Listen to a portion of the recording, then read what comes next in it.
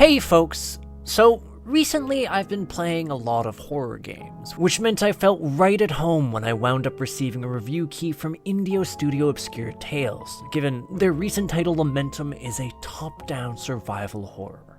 What I'm saying is, join me as I investigate this sprawling estate, this mecca of madness and morbidity. Your work begins. Whoops. As I uncover the dark secrets of this place, discover, as I did, this mansion houses an unfathomably placed push puzzle, and ultimately learn whether I thought this title left me lamenting, or did this horror story leave my pulse pounding in the best of ways. I'm your host Arlyeon. Let's find out together. How much can a man's sanity endure? Victor Hartwell had, for a time, enjoyed a peaceful marriage with the love of his life, Alyssa. And yet, a senseless tragedy struck. Once so full of life, she found herself bedridden by a disease that was rapidly devouring her health. With conventional healing only able to promise a brief prolongment to her agony, Victor seeks another avenue, journeying to the Steineros estate on Grau Hill, in the hopes that the esoteric interests of its lord might provide a solution where mundane medicine had failed. Unfortunately, this hopeful collaboration quickly becomes a nightmare as Victor awakens to find himself wounded, barely cognizant of the events that have transpired, and now faced with a mansion replete with unhallowed horrors. It's all he can do to keep hold of his sanity as he plunges into the depths of that domain, seeking both his wife and whatever secrets may rest central to saving her. Synopsis aside, I found myself rather fond of Lamentum's central story. The game places a lot of effort into providing an enjoyable narration for players to navigate, balancing out its narration through character interactions, the occasional cutscene, and scattered notes, which all help to build the game's lore. The side quests you can find in the game are another good example of this, given that their payoff was more story and creep-oriented than anything else. What's more, there's a number of different endings that can play out, though I'll admit this wound up being more finicky than I expected. To be precise, everything beyond the worst ending requires a very specific route that can be messed up by even a single dialogue choice, with the absolute best ending finding itself also locked behind a collectathon which suffers from a large number of points of no return, such as one during the game's intro.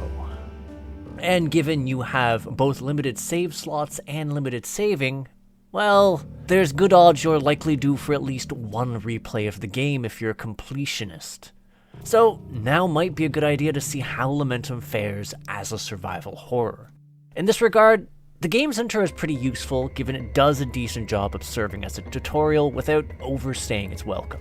And once it's done, well, you have a trap and trouble-ridden mansion to search. Well, that and a slew of puzzles to solve, and honestly, that was the first thing I really got hung up on due to the game's inventory. It's fairly limited, and you never do acquire any means of upgrading it. While you do have a storage box at any of the game's save rooms, I actually wound up encountering inventory issues quite a bit. One thing, you can't actually discard things that aren't useful to you anymore, like melee weapons you've long replaced or puzzle items that no longer serve a purpose.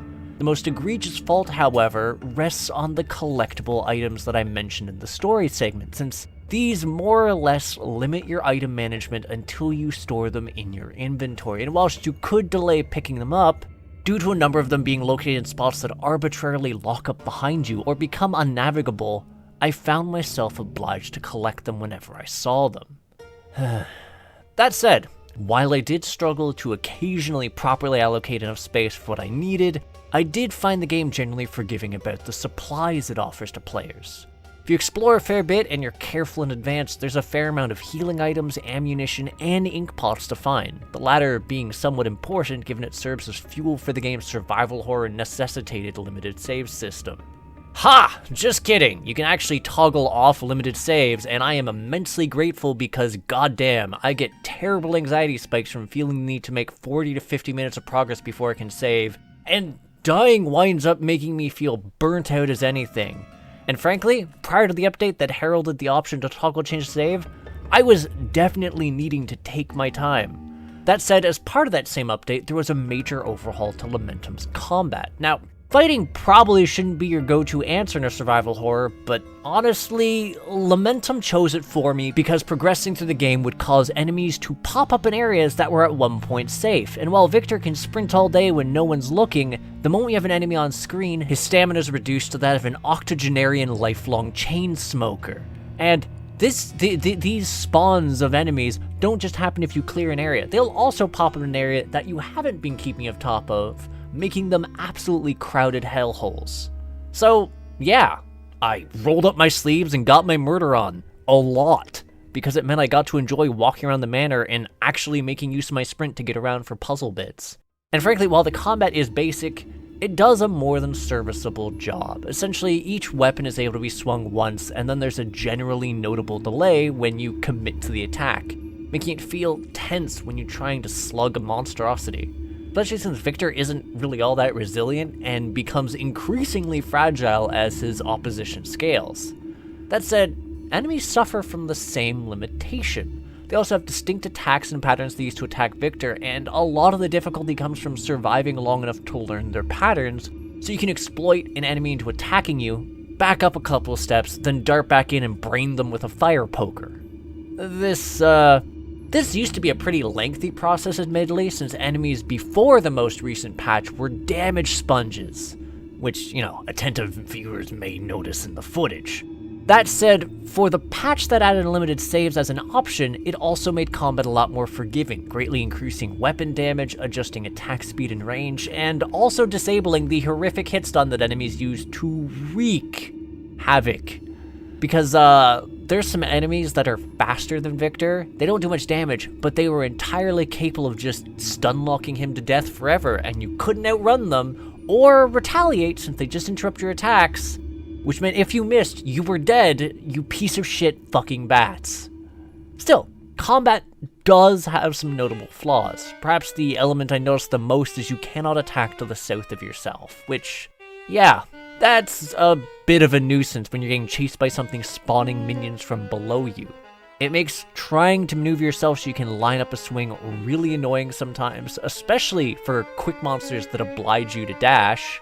Frankly, the only thing that made it somewhat bearable was that there's a number of monsters that also suffer a similar limitation. Though, there's also a number that generate large AoEs and which can then follow you while emitting fields of damage at a decent clip, so, still a problem to me. Though, also I'll say, the game's boss fights are all pretty neat.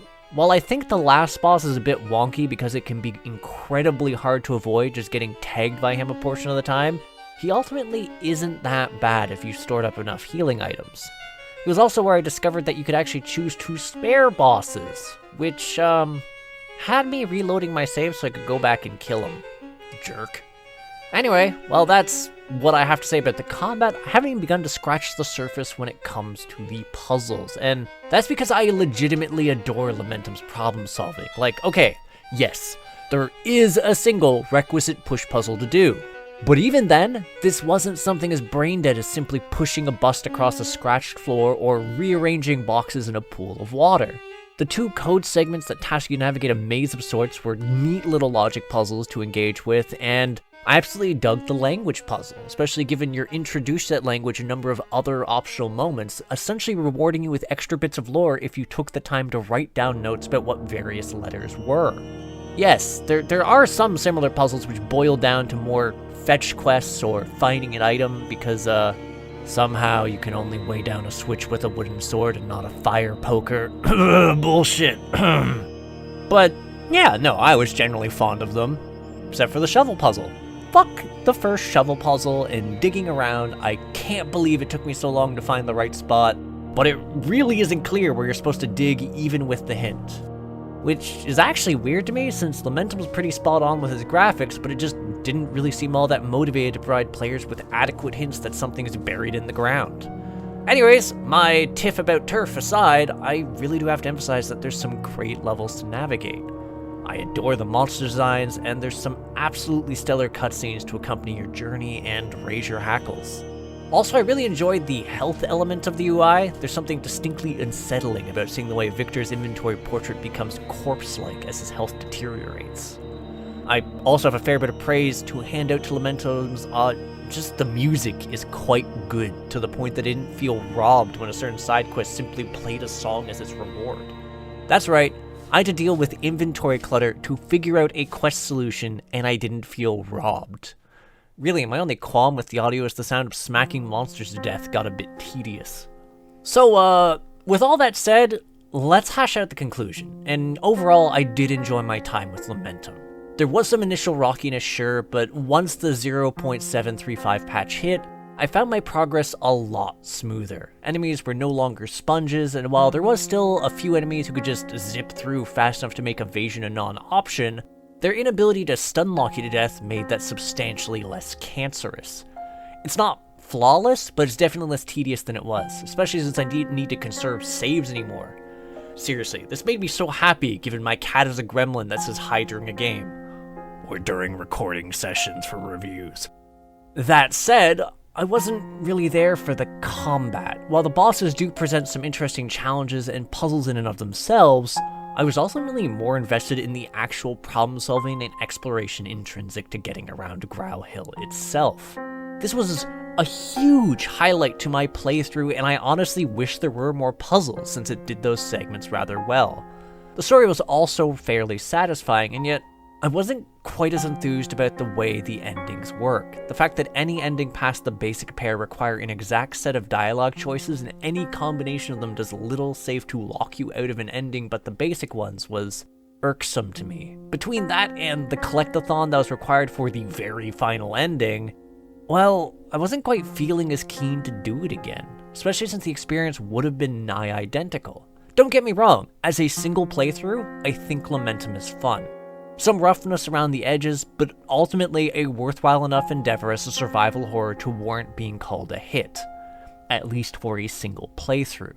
Past that, however, my interest rapidly waned, given that a lot of my time would have been spent doing essentially the exact same thing over again. So, TLDL, if you really want to see all the endings, you might want to look for a guide. Anywho, thanks for tuning in. If you agree, disagree, or just have something to say to me, feel free to comment. And if you have an interest in supporting my efforts to create new indie reviews, interviews, and gaming content, you can hit the subscribe button and the bell to know when there's a new release. There's also a Discord, links in the description, so you can be part of our community, the Crit Hit Cauldron, and I now have a Patreon, and you can check for the link there in my little description box too. That said, I'll catch you on the next episode of Crit Hit. Take care till then, folks.